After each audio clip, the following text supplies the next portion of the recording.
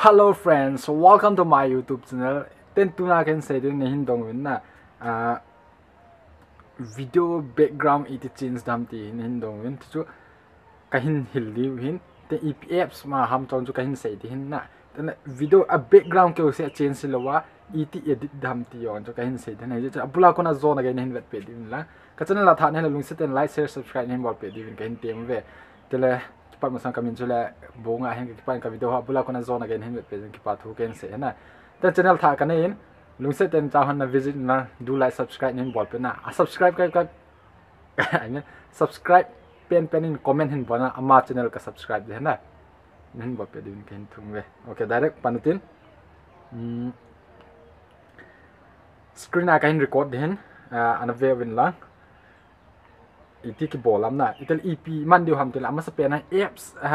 video editing a phone editing a apps pha pen hi kain master है ना kain master pro watermark lo ho है ना man dia pha in tel chong chu na de ya hi le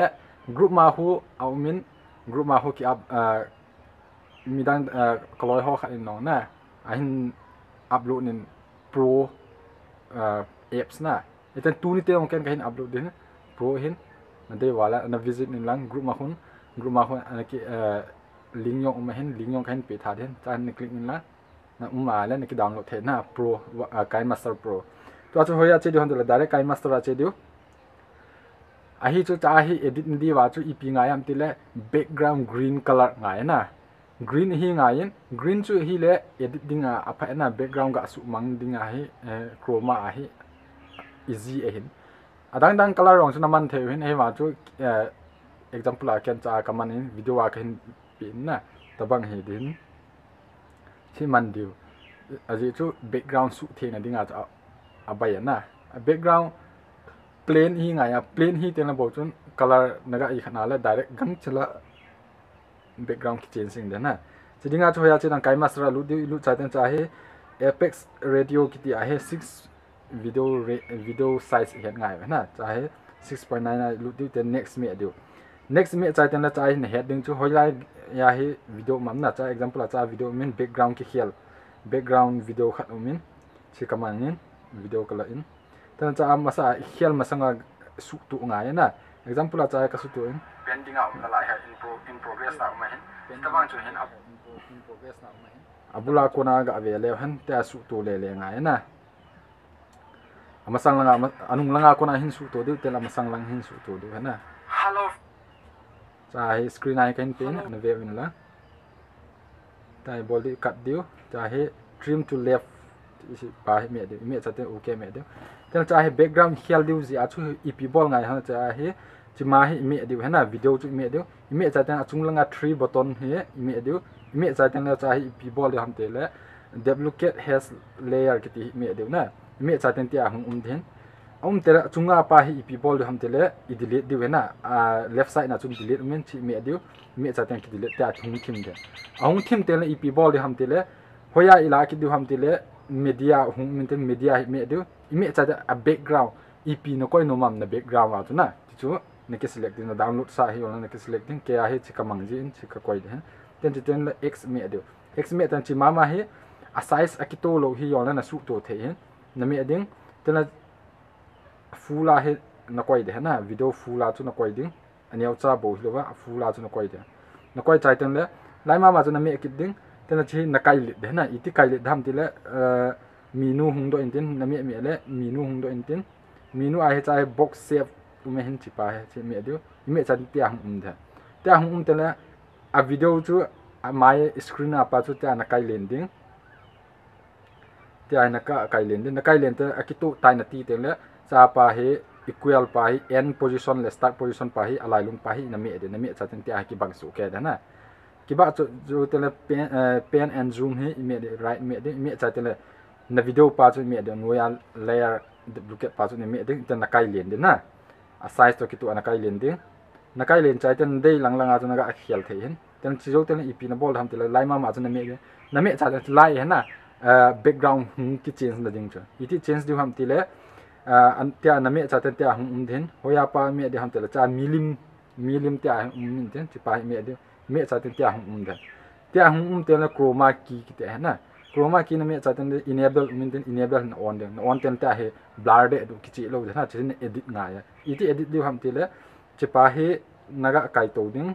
anoi pa naga kai phei ding ne adjust da na tia chunga pa he nahin kai su ki ding che color ga I khat na ding ten che pa anoi pa na kai ki da na kai ki te le ahung kan masanga hona na tha ding tia na su tu le da ta kitu tai na akito zo te ipina ball ki dham tile anoi langa details curve ki ti hi mi adi ta hi ikai su diu na chi pa te khat pa kai to diu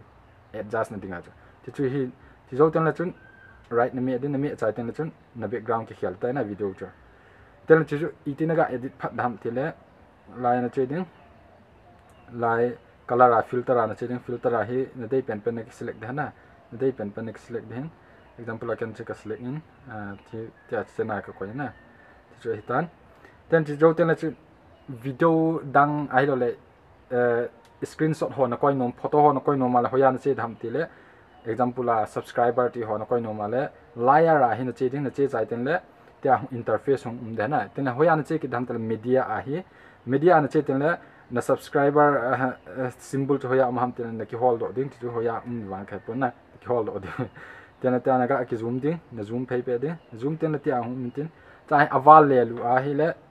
scrop ma na ball the na scrop na ball a okay na me cha ten ti line na me ding tena su neo ding na su ne cha ten chin na kai su de na tia he na kai su ding chong he color na khel no ma le background he au min ti na khel de ti khel tham ti le chroma ma chu milim na chu lu diu ilu chai ten le enable ball chai ten le ti na ga adjust de na ne adjust ten le right na mi le ki chai ki na ta chom background ki khel ki na ta na ten je ne de ya le te hi na mi den ding ten langa 3 dot na mi ding na mi chai ten duplicate na mi ale anoya chu ki de anoya pa chu ta na ka kai le thi na ta chu abon an ball ding ten le video na koi ding hi yong le lim na koi ding hi yong le example layer na che ding che chai ten media na che ding ten le screenshot na ho video na koi normal example la chi screenshot hin chi kami na chu kami chai ten le chi tabang hung do hin screenshot ho chuna chi naga ki ga zoom ding ten te an mi chai ten le ten khat chai ga heading chu sound a video sound naman ha alo le extra sound naman hamna chu extra sound naman ala wan chu na record chu na kila do de na ai ma video sound naman ale a video ma chun click le chun anoi lang che le chun khat f kiti lim min tin cha hi na mi chai ten le chun anoi lang che le chun achang changa na video sound anoya hum da na te achunga pa chu achunga video sound pa mo chu na su form den na su form chai ten le cha he noise reduction iti ball hamna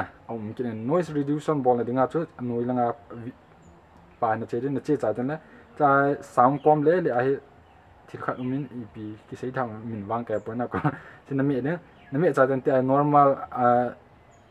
am radio ti o min tin hoya che di ham ti le treble reducer ki ti hi me do na chi ki me ten le a sound chu quality chu tham khat chom le na background noise chu tham khat form da chu hin tia chu video edit ha background ki sei tan it voice reduce it bol tham no pen sei tan na hi abula ko na zone again hen pe den ki pa thu ken se khachina tha ne le lung se ten like share subscribe min bol pe den gen team